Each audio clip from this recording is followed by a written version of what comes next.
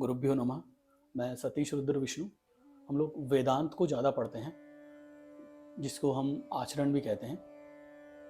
आज हम धर्म की चर्चा करेंगे। आगे भी ये धर्म की चर्चा मुझे लगता है काफ़ी समय तक चलेगी। धर्म को हम लोग अलग अलग विभाजनों में पढ़ेंगे, उसे विभिन्न प्रकार से और विभिन्न रूप से समझेंगे कि धर्म है क्या। तो धर्म में कुछ चीज़ें आपको बहुत रूप से सूक्ष्म दिखेगी। तो उसमें सबसे इम्पॉर्टेंट है कैरेक्टरिस्टिक, जिसको हम कहते हैं आचरण, और दूसरा है उसमें विशेषताएं। ठीक है।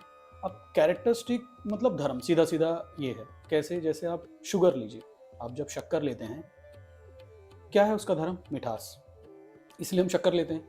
वैसे ही जब आप अग्नि लेते हैं, अग्नि क्या देती है? तेज, ठीक है, और प्रकाश। अगर ये चीज़ अग्नि में नहीं है तो हम अग्नि को उस रूप से नहीं लेंगे, हम किसी और रूप से शायद उसको अपने प्रयोग में ला पाए। वैसे ही धर्म का दो और सबसे महत्वपूर्ण जो भाग है वो है भक्ति, और उसमें सबसे श्रेष्ठ है योग। हाँ, लेकिन योग जो आज हम कर रहे हैं, सिर्फ मेडिटेट करना, ये वैसा नहीं है। जो हमारे ऋषि मुनि साधु ये जो हमको दे के गए हैं वो योग है। अब इसको आप ऐसे समझिए, जिसका जो पारंपरिक रूप है, जैसे आप बहुत सालों तक, बीसों सालों तक आप मेडिटेशन करते रहें तो भी आपको क्या बोलते हैं, भक्ति या उसमें जो चेंजेस आना है आपको, या आपके शरीर में बदलाव आना है, वो नहीं आता है। क्यों? क्योंकि जो उसका एक्चुअल एसेंस जिसको हम कहते हैं, ठीक है, वो हमको नहीं मिलता है। क्या है वो? जैसे योग किस भागों में आता है? योग को हम कैसे मानते हैं? यम नियम। अब यम नियम क्या है? आचरण। तो यम नियम, उसके बाद क्या आता है? प्राणायाम, फिर प्रार्थना, फिर धारणा, फिर ध्यान, फिर समाधि। और हम पहले से ही ध्यान में बैठ जाते हैं, तो ऊपर की जो चार चीजें हैं वो तो हट गई हमसे। तो हम में बदलाव नहीं, हम 20 साल उसमें बैठते रहे, बस हमको अच्छा लगेगा थोड़ा सा।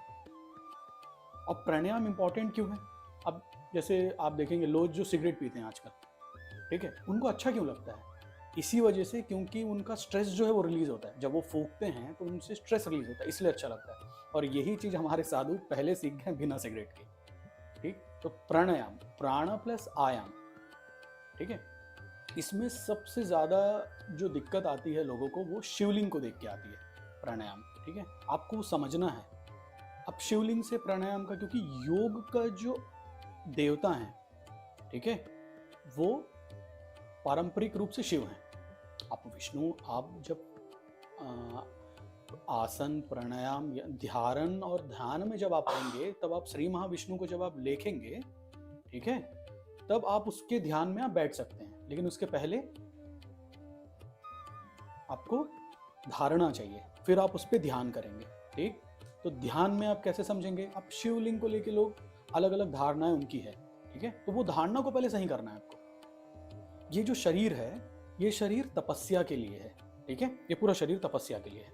इसका मनुष्य मतलब, मनुष्य का धर्म क्या है? मानव, ठीक, या मानव से जन्मी है मानवता।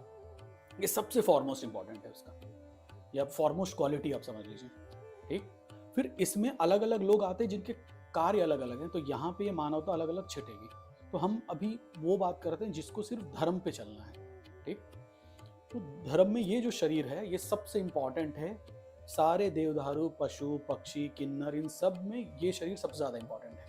ठीक है, मनुष्य, क्योंकि ये तप कर सकता है, तपस्या, साधनाते साध्यते, ठीक, और ये धर्म को समझ सकता है। ठीक है, धर्मम तु शक्षत भगवत प्रणीतम, धर्म जो है शाश्वत भगवान के द्वारा दिया गया है। ठीक, तो उसको समझना। तो ये शरीर जो है तप करोगे आप, तप के लिए ये जो अंग है हमारा जो, जहां पे हमारा शुक्र धातु निकलता है, ठीक है, वहां से सबसे इंपॉर्टेंट क्या है? मूलाधार। ठीक, तो आप शिवलिंग को आप जब देखेंगे कैसे दिखता है?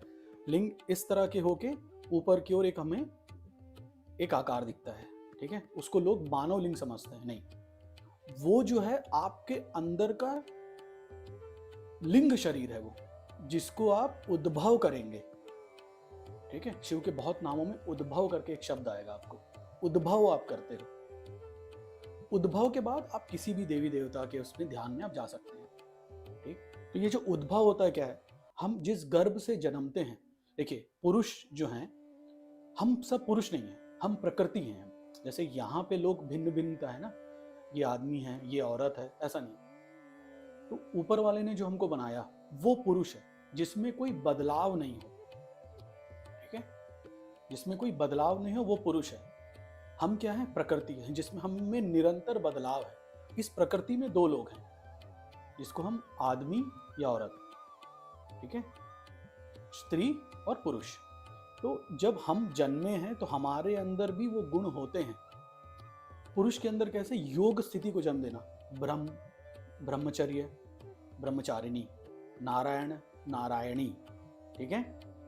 तो वैसे ही मानव, और उस मानव में दो जातियां, क्या, पुरुष और स्त्री।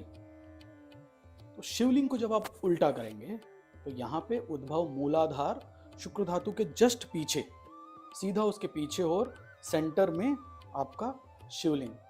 आप शिवलिंग को जब सामने से जब देखेंगे तो उसी को आप एज इट इज अपने शरीर पे यहाँ पे बैठाइए आप, ठीक है। तो कैसे दिखेगा आपको?